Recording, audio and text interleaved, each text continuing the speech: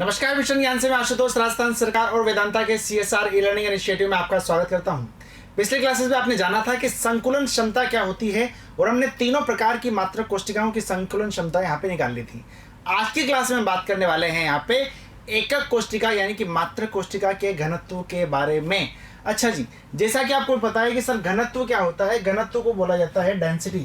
अच्छा जी, डेंसिटी बराबर क्या होता है, तो आप बोलेंगे सर डेंसिटी बराबर क्या होता है, डेंसिटी बराबर होगा क्या, द्रव्यमान अपॉन आयतन। यानी कि किसी भी वस्तु का द्रव्यमान में यदि हम उसके आयतन का भाग देते हैं तो वहां पे वो क्या आ जाता है, डेंसिटी आ जाती है, यानी कि उसका घनत्व आ जाता है।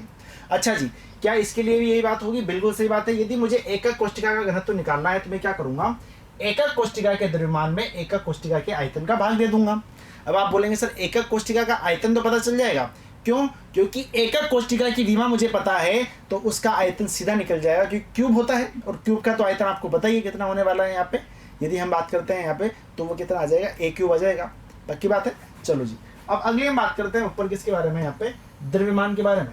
अच्छा सर, द्रव्यमान कैसे निकल के आएगा?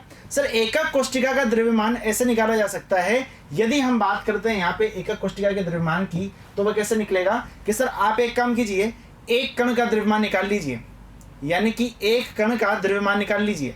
अब उस एक कण के द्रव्यमान को निकाल करके आप यदि उसके प्रभावी कणों की संख्या से गुणा कर देते हैं तो वहां पे क्या आ जाएगा भाई, मेरे यहाँ पे एकक कोष्टिका का द्रव्यमान आ जाएगा, क्योंकि वही तो रहेगा जो अवयवी कणों का द्रव्यमान है।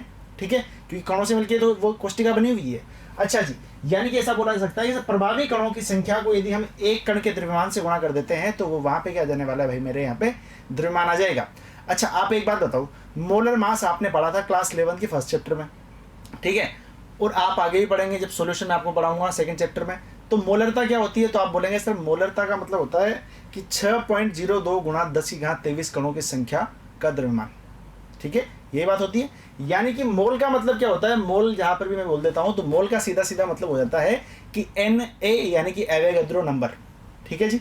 अच्छा, यदि मैं बात करता हूं मोलर द्रव्यमान की तो वो क्या होगा, तो आप बोलेंगे सर 6.02 इंटू 10⁻23 कणों का द्रव्यमान जो होगा वही क्या होगा, मोलर द्रव्यमान होगा।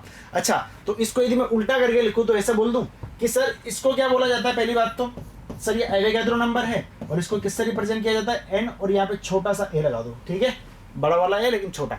अच्छा जी, यदि हम बात करें यहाँ पे तो ऐसा बोल सकते हैं कि सर Na कणों का द्रव्यमान कितना है, m, यदि मोलर द्रव्यमान को मैं m से रिप्रेजेंट करूं। अच्छा जी, तो आप यहाँ पे देखिए मैंने लगाया क्या, यूनिटरी मेथड, इकाई मेथड यहाँ पे लगाया है। Na कणों का द्रव्यमान यदि m है तो एक कण का द्रव्यमान क्या होगा, तो आप बोलेंगे सर m को आप क्या कीजिए, Na से डिवाइड कर दीजिए, कितना आ जाएगा, एक कण का द्रव्यमान आ जाएगा। पक्की बात है।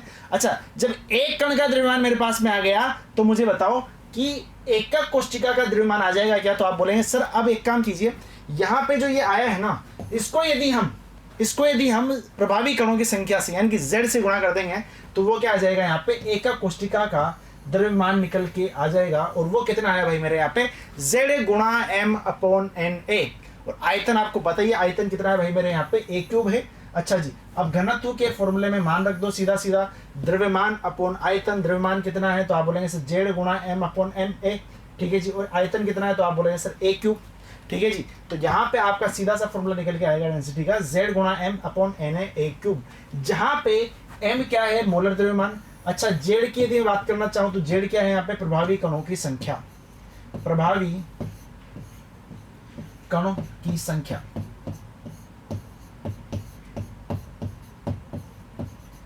अच्छा जी, अब अगली मैं बात करना चाहता हूँ यहाँ पे Na की, तो आप बोलेंगे सर Na क्या है, एवोगाड्रो नंबर है। ठीक है जी, मोल, एक मोल बराबर कितना होता है, एवोगाड्रो नंबर। ठीक है। अच्छा, जैसे a क्यूब की मैं बात करना चाहूँ तो a क्यूब क्या हो जाएगा, आयतन, लेकिन यहाँ पे जो a रहेगा वो क्या रहेगा, एकक कोष्टिका की विमा रहेगी। ये आपको ध्यान रखना है और इस बेसिस पे आपके एग्जाम में क्वेश्चंस पूछे जाते रहे हैं, क्वेश्चन पूछे जाते रहेंगे। ठीक है, क्योंकि ये फॉर्मूला जो होता है ये काफ़ी मतलब वैसे याद करने योग्य तो है।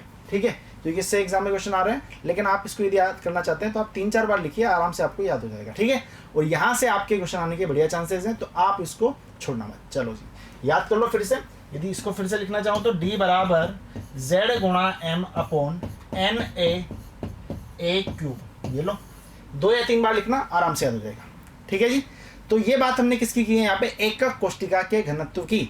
अगली क्लास में बात करेंगे किसी और चीज़ के बारे में, निविड़ संकुलन के बारे में हम अगली क्लास में बात करेंगे। ठीक है जी, तब तक जुड़े रहिए मिशन ज्ञान के साथ में। धन्यवाद।